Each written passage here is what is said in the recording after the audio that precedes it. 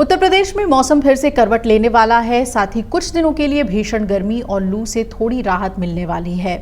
दिल्ली में भी कुछ राहत की उम्मीद है क्या, ये बताएंगे आपको रिपोर्ट में आगे। पहले यूपी की बात करें तो मौसम विभाग के मुताबिक यूपी में 19 से 23 मई के बीच पूरब से पश्चिम तक तेज हवाओं और गरज चमक के साथ बूंदाबांदी के संकेत आईएमडी ने दिए हैं।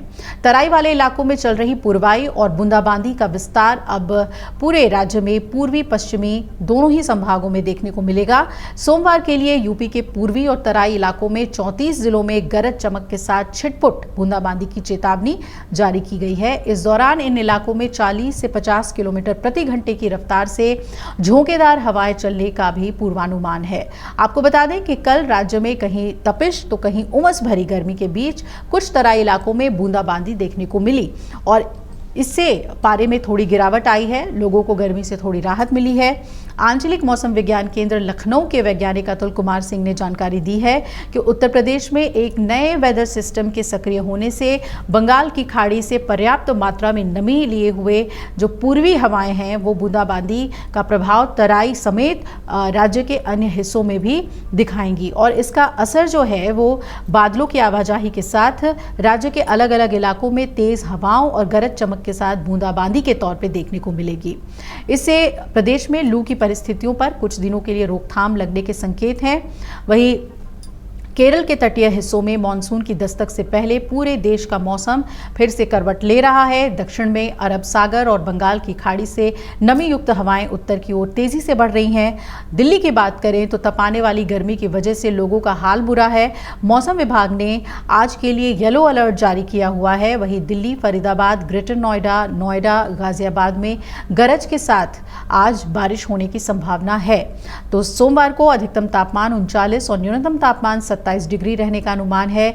धूल भरी आंधी चलने से गर्मी से होने वाली परेशानी में मामूली राहत मिल सकती है।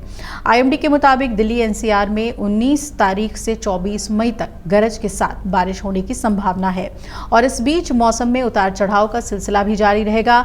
अगले 5 दिनों के दौरान दिल्ली में अधिकतम तापमान 38 से 39 और न्यूनतम तापमान 27 से 28 डिग्री रहने का अनुमान है।